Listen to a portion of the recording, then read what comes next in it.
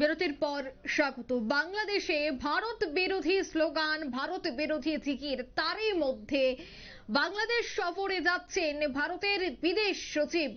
তবে বিদেশ সচিবের এই সফর নিয়ে দিল্লির কি রণকৌশল নিয়ে রয়েছে তাও আলোচ্য বিষয়।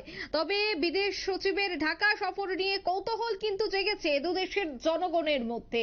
আর সেই বিষয়ে বিস্তারিত জানবো, টেলিফোন লাইনে যুক্ত হয়ে গেছে এক্সিকিউটিভ এডিটর নীল বণিক। নীল, একদিকে ভারত বিরোধী স্লোগান, ভারত বিরোধী জিগির, অন্যদিকে দেখা যাচ্ছে যে বিদেশ সচিব তিনি যাচ্ছেন ঢাকায়। কতটা গুরুত্বপূর্ণ বা তাৎপর্যপূর্ণ আজকের দিনে দাঁড়িয়ে এই বাংলাদেশ সফর? যাচ্ছেন সোমবার বিদেশ সচিব, তিনি নিজে বাংলাদেশ সফর করছেন। সেই বাংলাদেশ সফরে বিদেশের বিদেশ সচিব পর্যায়ের একেবারে শীর্ষ স্তরের আধিকারিকদের সঙ্গে দিল্লির বৈঠক হবে। দেখো, এই বৈঠক অত্যন্ত গুরুত্বপূর্ণ। তবে দিল্লি কিন্তু বৈঠকের ব্যাপারে খুব একটা নমনীয় যে ভাব দেখাবে বাংলাদেশের বিরুদ্ধে তা কিন্তু নয়। প্রথম কথা হচ্ছে, হিন্দু নিধন যে যজ্ঞ বাংলাদেশে চলছে, সেই হিন্দু নিধন যজ্ঞ নিয়ে দিল্লি তার অবস্থানে অনড় থাকবে। তার পাশাপাশি ভারত বিরোধী যে শক্তি সেখানে সক্রিয়, সেই ভারত বিরোধী শক্তির বিরুদ্ধেও দিল্লি অনড় থাকবে। এবং দিল্লি এই মুহূর্তে চাইছে না যে বাংলাদেশের বিরুদ্ধে কঠোর থেকে কঠোর অবস্থান নিতে, সেটা দিল্লি কিন্তু মোটেও চাইছে না। কারণ যে নয়াদিল্লির হাতেই এই বাংলাদেশের, স্বাধীন বাংলাদেশের জন্ম। সেই দিল্লি এখন বাংলায় একটা প্রবাদ আছে যে মির্জাফর, যে বাংলাদেশিদের একটা বড় অংশ মির্জাফরগিরি করেছে বলে দিল্লি এত তাড়াতাড়ি রিভেঞ্জ দেবে, সেটা দিল্লির মানসিকতা নয়। বরঞ্চ দিল্লি চাইছে যে বাংলাদেশে যাতে ভারত বিরোধী যে শক্তি, সেই শক্তি যাতে একেবারে সক্রিয় না থাকে, সেটা দিল্লি চাইছে। এবং সেটা দিল্লি কার্যত হয়তো বোঝানোর চেষ্টা করবে, এবং দিল্লি বোঝানোর চেষ্টা করে দিল্লি সেটাকে যতটা পারে একটা স্থিতাবস্থায় আনার চেষ্টা করবে। কিন্তু বাংলাদেশের এই ভোটে জেতার জন্য সেখানের ভারত বিরোধী শক্তিরা যদি মনে করে যে বাংলাদেশের তারা ভারতের সমকক্ষ, সেটা একেবারেই ভুল। দেখো, ভারতের যে নাসা, যাকে পৃথিবীর সর্বোচ্চ মহাকাশ যে গবেষণা কেন্দ্র, সেই নাসার প্রায় 30% হচ্ছে ভারতীয় বিজ্ঞানী। রাশিয়ার যে স্পেস সেন্টার আছে, সেখানেও প্রায় 20% ভারতীয়। এছাড়া ইসরো তো 100% ভারতীয়, কারণ ইসরোতে কোন রকম বিদেশি কোনো গবেষককে গবেষণা করার সুযোগ ভারতবর্ষ দেয় না। তাই ভারতবর্ষের মহাকাশ গবেষণা এবং ভারতবর্ষের পারমাণবিক গবেষণা বা ভারতবর্ষের তোমার হচ্ছে যে এয়ার ডিফেন্স গবেষণা, বিশ্বের সব থেকে টাইট এয়ার ডিফেন্স কিন্তু ভারত এবং রাশিয়ার যৌথ উদ্যোগে। এবং সেই জায়গাতে দাঁড়িয়ে বাংলাদেশ কখনো ধারে কাছে তো দূরের কথা, দিল্লি তাদের ধর্তব্যের মধ্যেই ধরে না, এবং 140 কোটি ভারতবাসী বাংলাদেশকে ধরেই না, গোনাতেও ধরে না। কিন্তু পড়শি দেশ হিসাবে যদি তারা যদি অশান্ত করার চেষ্টা করে, নর্থ ইস্টকে অশান্ত করার চেষ্টা করে, তারা বারবার বলছেন যে নর্থ ইস্টকে কেড়ে নেবে, নর্থ ইস্টকে আলাদা করে দেবে, চিকেন নেকের যে 20 কিলোমিটার, সেই 20 কিলোমিটার তারা কেড়ে নেবে, এইরকম অনেক কথা বলছে। এখন কথায় বলা, ফেসবুকে বিপ্লব করা, আর হচ্ছে কাজে করা, দুটোর মধ্যে বিস্তর ফারাক। এবং সেই সঙ্গে তোমায় বলে রাখি যে নয়াদিল্লি কঠোর বার্তা দেবে, এবং নয়াদিল্লি চাইবে যে একটা স্থিতাবস্থা যাতে একটা মিনিমাম থাকে।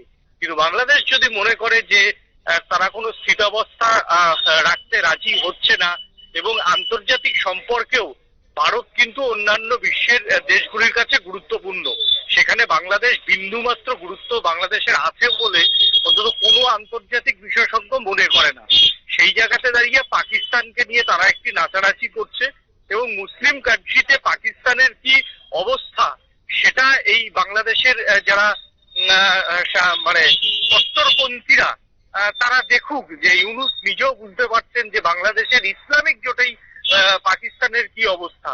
অন্যদিকে দাঁড়িয়ে ইসলামিক জোটের একাধিক দেশের সঙ্গে ভারতের কি স্থিতাবস্থার বন্ধুত্ব, সেই জায়গাতে দাঁড়িয়ে দিল্লি এই কথাগুলো বলার চেষ্টা করবে। এবং পরে যদি না শোনে, তখন দিল্লির মতো অবশ্যই ভাববে। মৈজিও চেষ্টা করেছিল যে ভারতের হাত থেকে বেরিয়ে গিয়ে তারা একটা আলাদা প্রভাব একটা বিস্তার করা, কিন্তু সেটা মইজু কিন্তু শেষ পর্যন্ত পারেনি। লেজে গোবরে পড়ে লাস্টে দিল্লির কিন্তু পায়ে ধরতে হয়েছে, এবং ভারত সরকার তাকে কিন্তু একবার আমন্ত্রণ জানায়নি। তিনি নিজের উদ্যোগে ভারত সরকারের সঙ্গে তিনি নিজে বৈঠক করেছেন, এবং এখন একটা মালদ্বীপে একটা স্থিতাবস্থা ফিরে এনেছে। এই মালদ্বীপকে কেন্দ্র করেও কিন্তু একটা সময় বাংলাদেশের যারা ভারত বিরোধী তারা মালদ্বীপকে নিয়ে অনেক উৎসাহ দেখিয়েছিলেন ফেসবুকে। পরবর্তীকালে তাদের মালদ্বীপ নিয়ে হয়তো এখন আর ফেসবুকের যে বিপ্লব সেটা লক্ষ্য করা যায় না। এক কথায় দিল্লি যাচ্ছে, দিল্লির বিদেশ সচিব যাচ্ছে, এবং যেভাবে ভারতের মাটিকে উত্তপ্ত করা হচ্ছে, সেটা যদি এখন বালাকোট বা উড়ির মতো যে সার্জিক্যাল স্ট্রাইক গুলো করা হয়েছে, সেই সার্জিক্যাল স্ট্রাইক বাংলাদেশের একটা অংশ চাইছে। কেন চাইছে? যে ভারত যদি একটা ভারতকে প্ররোচনা দেবে, ভারত প্ররোচনা দিয়ে যদি সামরিক অভিযান ঘটিয়ে দেয়, তাহলে বিদেশের মাটিতে বাংলাদেশকে ভিক্ষে চাইতে সুবিধা হবে। যে ভারতের জন্য তাদের প্রচুর ক্ষতি হয়েছে, ভারতের জন্য তাদের অর্থনীতি তলানিতে গেছে, এবং সেই সঙ্গে বাংলাদেশের ভিক্ষে চাইতে ইন্টারন্যাশনাল জায়গাতে সুবিধা হবে। সেই সঙ্গে ভারত বিরোধী একটা মতবাদ গড়ে তুলবে গোটা বিশ্ব জুড়ে, সেটা সুবিধা হবে। কিন্তু ভারত বাংলাদেশের সঙ্গে যুদ্ধ এটা জীবনে কোনোদিনও ভাবতেই পারে না। তবে ভাবতে পারে না মানে এই নয় যে ভারতের সার্বভৌমত্বে যদি আঘাত লাগে ভারত সেটা বেশি দিন সহ্য করবে, তার মানে এই নয়। অন্তত বিজেপি আমলে তো একেবারেই নয়। অন্যদিকে বিদেশ সচিব যাচ্ছে, এখন বিদেশ সচিব তিনি ঢাকার কার সঙ্গে বৈঠক করেন সেটা যেমন অত্যন্ত গুরুত্বপূর্ণ।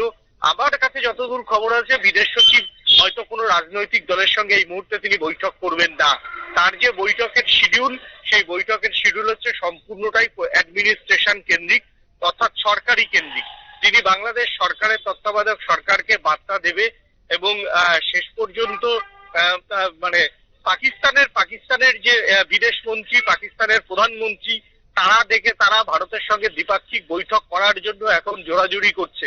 সেই ছবিটা হয়তো বাংলাদেশি যারা মিডিয়া বা বাংলাদেশের যারা সাধারণ মানুষ তারা দেখেছেন যে পাকিস্তানের প্রধানমন্ত্রী রিকোয়েস্ট ভারতের বিদেশ মন্ত্রী এস জয়শঙ্কর রাখেনি।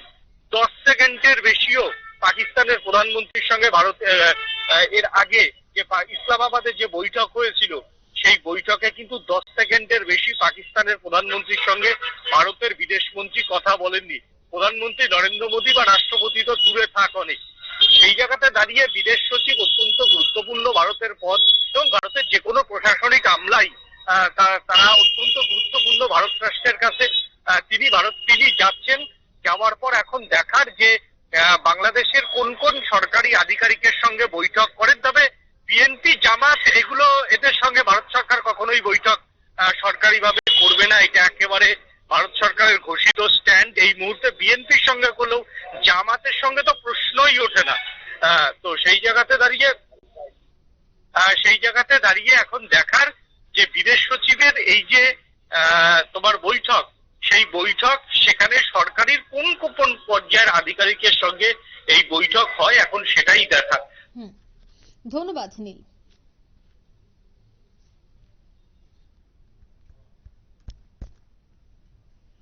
অর্থাৎ বিদেশ সচিবের ঢাকা সফরকে কেন্দ্র করে আবারও জল্পনা কল্পনা, তিনি কি সরকারি আধিকারিকদের সাথে কথা বলবেন, তিনি সংখ্যালঘুদের উপর নির্যাতন নিয়ে কথা বলবেন, একাধিক বিষয় কিন্তু ইতিমধ্যে ঘোরাফেরা করছে। যাই হোক, এবার সেই বৈঠকে কি উঠে আসে, সরকারি তরফ থেকে কি জানানো হয়, সেটাই দেখার। নিয়ে নিচ্ছি ছোট্ট একটি বিজ্ঞাপন বিরতি।